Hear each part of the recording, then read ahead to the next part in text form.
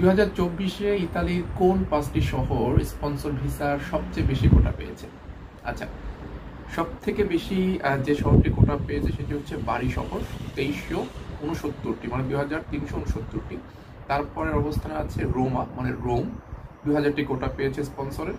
তারপরে আছে সালের্নো, 1066টি কোটা পেয়েছে। তারপর আছে মিলানো, 1350টি কোটা পেয়েছে। তারপর আছে নাপোলি, 1200টি কোটা পেয়েছে।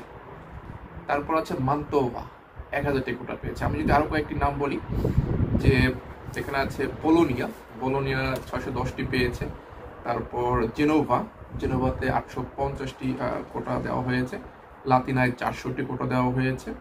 তারপর বোলজানোতে 590টি কোটা দেওয়া হয়েছে। ভেনেৎসিয়া, অনেকেই ভেনেৎসিয়া থেকে আবেদন করেছেন, ভেনেৎসিয়ায় স্পন্সরে 495টি কোটা দেওয়া হয়েছে।